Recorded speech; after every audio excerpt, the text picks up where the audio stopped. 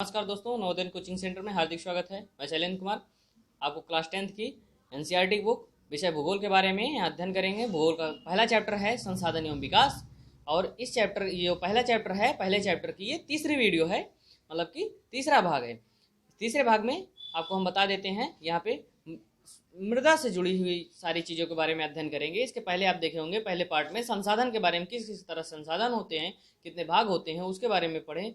फिर अब आप देखे होंगे कि दूसरे भाग में संसाधन नियोजन के बारे में पढ़ें। तीसरे भाग में मृदा के बारे में पढ़ेंगे, कैसे न्यूनीकरण होता है, कितने प्रकार की मृदाएं पाई जाती हैं, उसके बारे में विस्तार से बात करेंगे।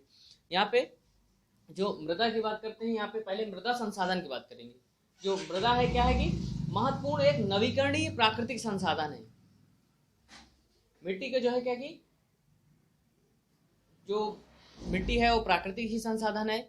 और इसमें सबसे बड़ी बात यह है कि कुछ जो हम मिट्टी देखते हैं, इसमें लगता है कि ये कुछ नहीं है, बट इसको कुछ सेंटीमीटर ही बनने में, इसको लाखों कुछ सेंटीमीटर गहराई की जो है मिट्टी के बनने में लाखों जो है लाखों वर्ष लग जाते हैं।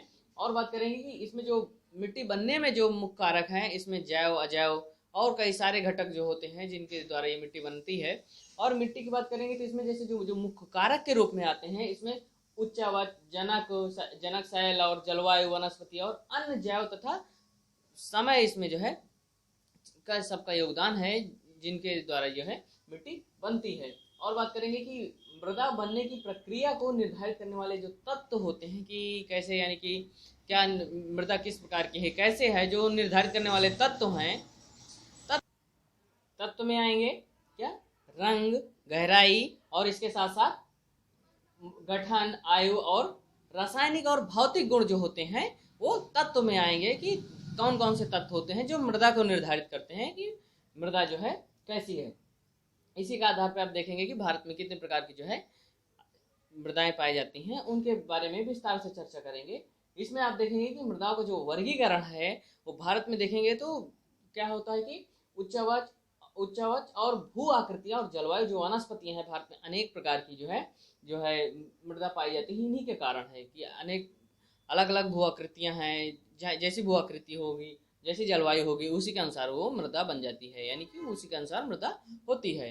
देखेंगे भारत में हर तरह की जलवायु है, यानी कई तरह की जलवायु है, कई तरह की भू आकृतियां, हमारा मतलब कि पर्वत है, पठार है, द्वीप है और सारी चीज़ें हैं, जैसे कि नदियां हैं। इसके बाद देखेंगे कि नदियों को द्वाब है। इसके बाद और उसमें आता है कि जो जलवायु है, कहीं पे देखेंगे बर्फ गिर रही है, कहीं पे देखेंगे कि बहुत गर्मी पड़ रही, कहीं बरसात हो रही, कहीं रेगिस्तान है। तो मतलब भारत में विभिन्न तरह की जलवायु जो है देखने को मिल जाती है। और आगे आते हैं कैसे जो है ये जो है मिट्टी को बनने में अपना जलवायु जो है योगदान देती है। और इसके बाद बात करेंगे कि जो मिट्टी का प्रकार है, आप इसमें एक बार देख लीजिए अच्छे से। जो मिट्टी जो विभाजित किया गया है, कितने तरह से किया गया है, जो जलोढ़ मृदा और काली मृदा, लाल तथा पीली मृदा, लेटराइट मृदा के बाद है मरुस्थलीय मृदा और वन मृदा। और इसके बाद आएंगे कि मृदा का संरक्षण जो है, मृदा का अपर्दन और संरक्षण के बारे में लास्ट में अध्ययन करेंगे। अब आते हैं हम कि जलोढ़ मृदा की बात करेंगे तो ये क्या होती है, बहुत उपजाऊ मृदा होती है। ये कहाँ पे पाई जाती है, संपूर्ण उत्तरी जो मैदान है, गंगा का द्वाब है, और इसके बाद गंगा के साथ साथ सिंधु, ब्रह्मपुत्र के द्वारा जो लाई गई संपूर्ण उत्तरी, जो कहने का मतलब उत्तरी जो भाग है पूरा जो है जलोढ़ मृदा से बना हुआ है। और इसमें गंगा और सिंधु और ब्रह्मपुत्र नदियों का बहुत जो है योगदान है। और ये जलोढ़ मृदा कहाँ पे, सांकरे गलियारे के द्वारा जो है ये गुजरात और जो है राजस्थान तक भी जलोढ़ मृदा पाई जाती है, लेकिन उतना विस्तृत रूप से नहीं जितना कि उत्तर भारत में है। अब पूर्वी जो है तटीय मैदान की बात करेंगे। इसमें जो है, यानी पहले तो हम देख ली कि उत्तरी जो मैदान है उसमें भी पाई जाती है, लेकिन साथ साथ देखेंगे कि जो है उत्तर के साथ साथ ये कहाँ पाई जाती है, पश्चिमी भाग, जो पूर्वी जो घाट है वहाँ पे पाई जाती है। पूर्वी घाट की बात करेंगे तो पूर्वी घाट में कहाँ पे, ये महानदी और गोदावरी और कृष्णा कावेरी जो नदियाँ हैं उनके क्या है, वहाँ पे भी ये उनके मुहानों पे और उनके द्वारा जो है मिट्टी लाई जाती है, और उनके द्वारा भी ये जलोढ़ मृदा जो है उनके एरिया में भी, यानी कि जलोढ़ मृदा पाई जाती है, जहाँ पे ये कृष्णा और कावेरी नदियाँ हैं। और इसके बाद बात करेंगे हम कि जो ये नदी जलोढ़ मृदा है, इसमें क्या क्या पाया जाता है। इसमें रेत और क्या है, सिल्ट, मृत्तिका के विभिन्न अनुपात पाए जाते हैं। और इस जलोढ़ मृदा की बात करेंगे, ये मिट्टी जो है मिट्टी बहुत उपजाऊ होती है, इसके साथ साथ क्या होगी, जो उपजाऊ होगा तो अनाज ज़्यादा होगा, जब अनाज ज़्यादा होगा तो स्वाभाविक सी बात है वहाँ पे जो जनसंख्या है वो बहुत ज़्यादा होगी। यही की वजह है कि उत्तर भारत में सबसे ज़्यादा, या कहा जाए कि उत्तरी जो मैदान है उसमें सबसे ज़्यादा क्या है, जनसंख्या पाई जाती है। उत्तर, ये सब पूरा यूपी का जो इलाका है वो सब क्या है, उत्तरी मैदान के रूप आ जाएगा। और इसके बाद बात करेंगे कि ये जलोढ़ मृदा के रूप में बात करेंगे तो इसमें जो है कण के आधार पे और आयु के आधार पे भी जो इसमें विभाजित किया गया है, इसको दो भागों में किया गया है। कण के आधार की बात करेंगे तो ये है एक पुराना जलोढ़ है और एक जो है नया जलोढ़ है। पुराना जलोढ़ की जो बात की गई है इसमें है क्या, बांगर है और खादर है। बांगर किसे कहते हैं, जो पुराना जलोढ़ होता है, और जो नया होता है उसे खादर कहते हैं। तो बांगर में क्या होता है कि मोटे कण पाए जाते हैं और ये ऊपरी क्षेत्र में पाए जाते हैं, पुराना जलोढ़ है। और जो खादर होता है वो नया यानी जलोढ़ होता है और इसमें जो है महीन कण होते हैं, ज़्यादा उपजाऊ होते हैं और जो है निचले एरिया में भी जो है ज़्यादा पाया जाता है।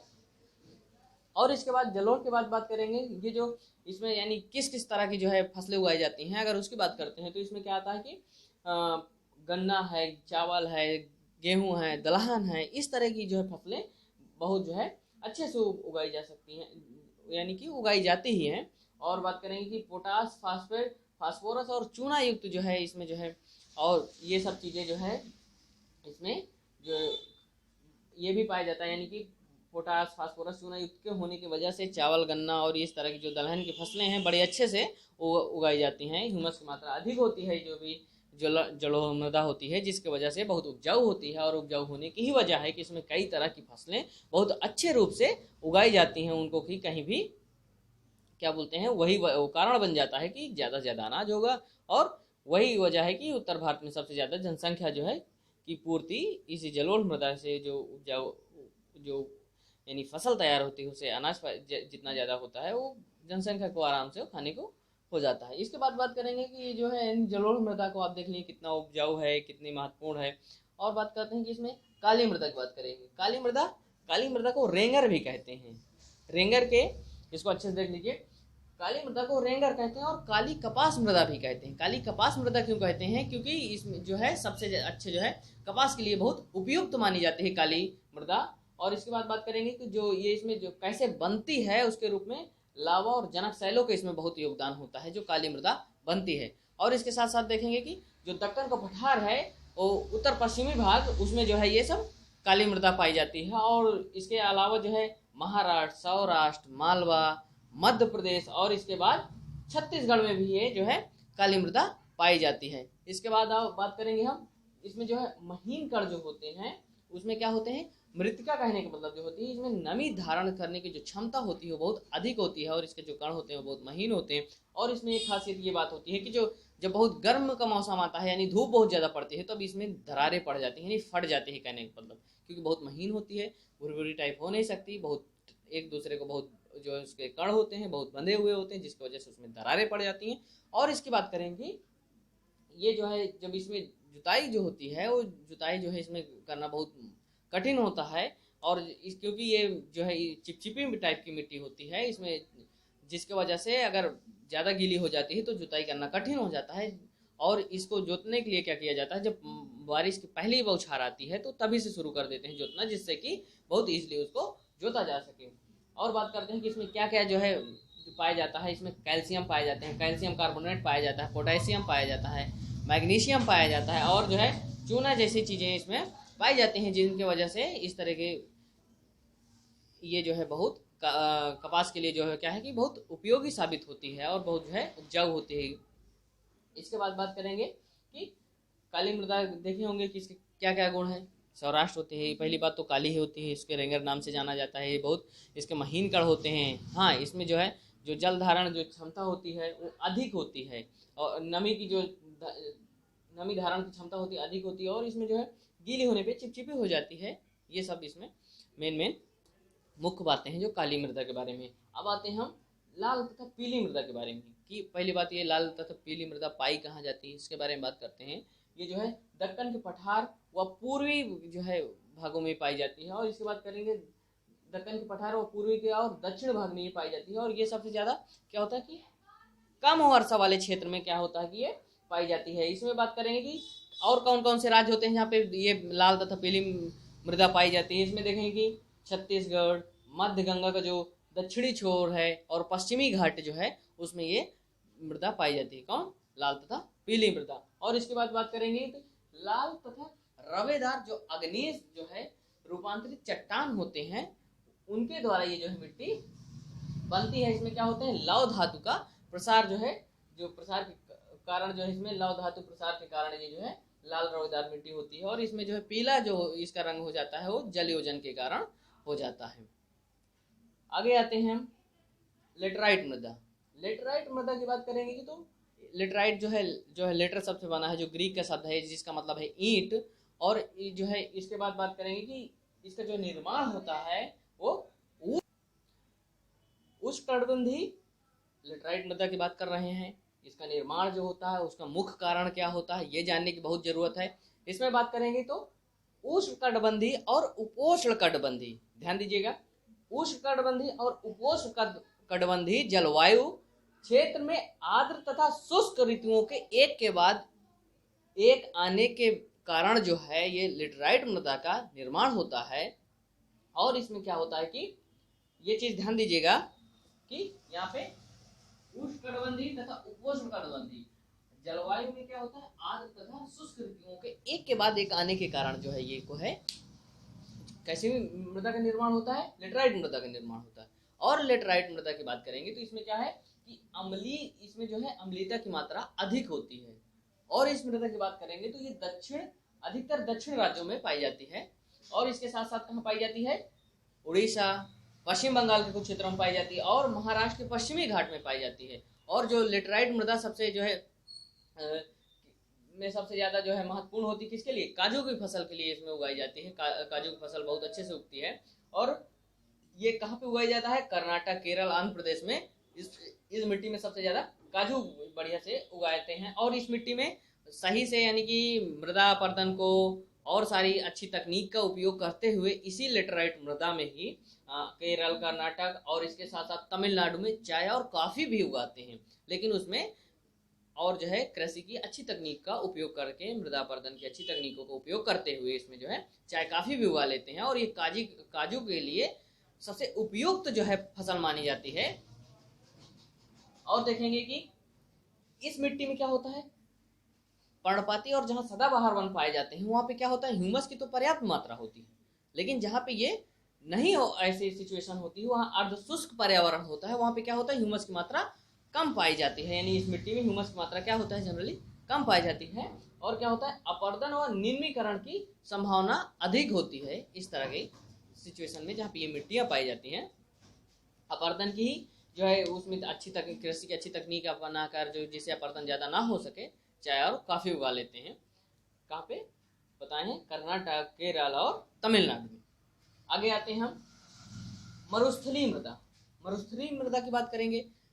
मरुस्थलीय मृदा क्या विशेषता होती है? ये लाल और भूरे रंग की होती है, पहली बात तो। दूसरी बात क्या होती है? रेतीली होती है। और इसमें कहने का मतलब रेत पाए जाते हैं। और क्या होती है? लवणीय होती है।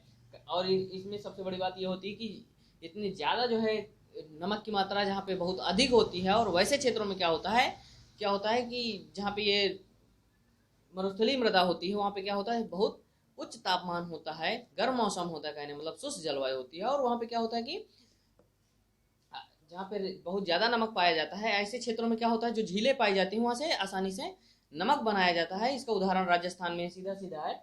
और इसमें देखेंगे कि ऐसी मिट्टी में क्या होती है?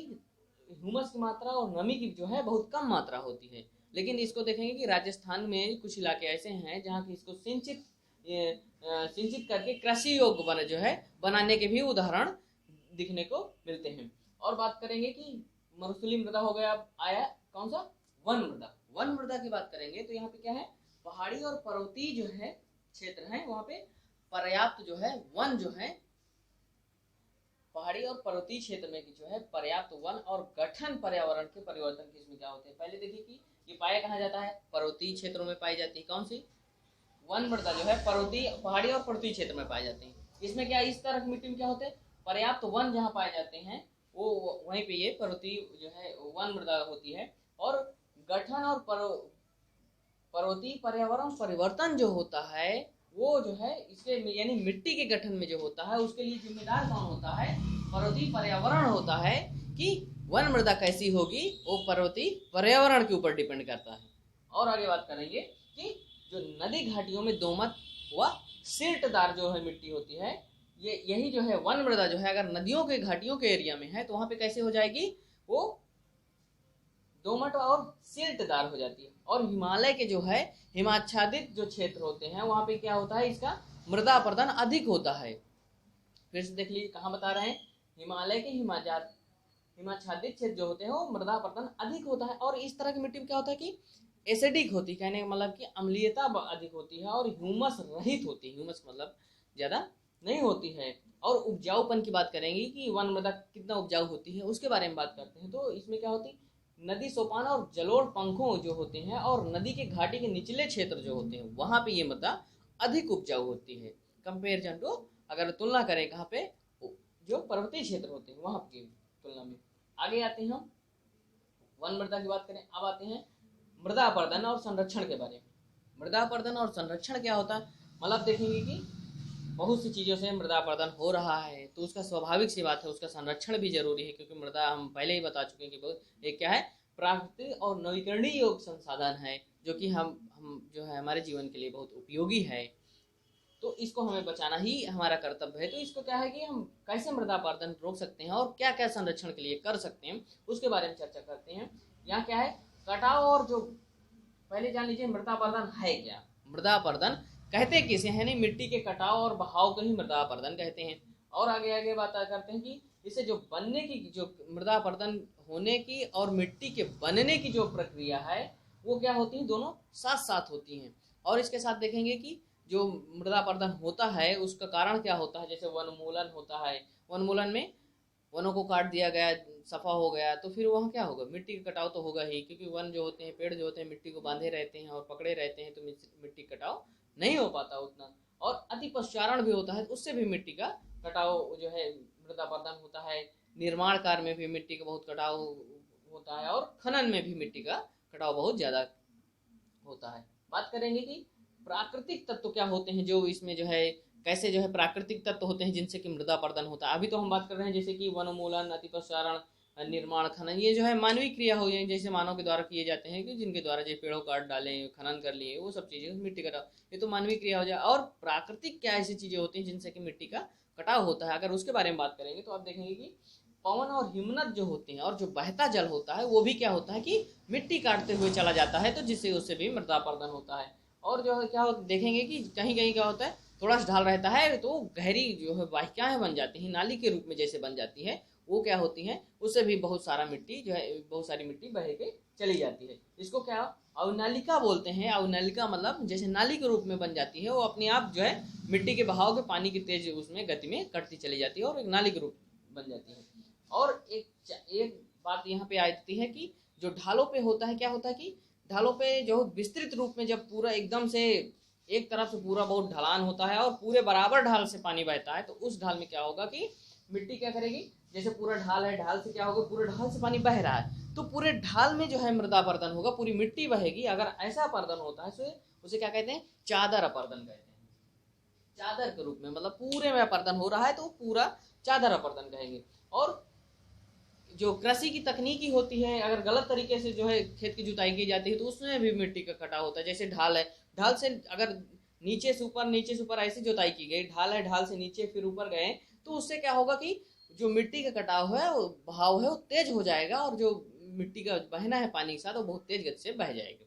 इन सब चीजों को रोकने के लिए जो उपाय की बात की जाती है वो क्या कहेंगे कि मिट्टी के उपाय, जो ढाल वाली मिट्टी है उसको क्या करेंगे, उपाय की बात कर रहे हैं हम ढाल वाली मिट्टी, उसमें समोच्च जो है जुताई की जाती है। समोच्च जुताई मतलब पैरेलल जुताई। पैरेलल जुताई का मतलब ये होता है कि जैसे कि ढाल है, अभी हम आपको बताएं कि ऊपर से नीचे अगर ऐसे ढलान से नीचे से ऊपर ऐसे जोतेंगे, क्या होगा, पानी बहेगा तेजी गति से और उसको नाली के रूप में पा जाएगा और तेज गति से बहने लगेगा। इसके लिए क्या है, अगर बराबर में ढलान में ऐसे ना जाके अगर हम ऊंचाई पे ऐसे करेंगे तो इससे क्या होगी, इससे पानी का जो गति है वो धीरे धीरे उसका जो है रुकावट बनेगी और जो मिट्टी का कटाव है वो कम होगा, जिसके वजह से क्या होगा, मृदा अपरदन कम होगा।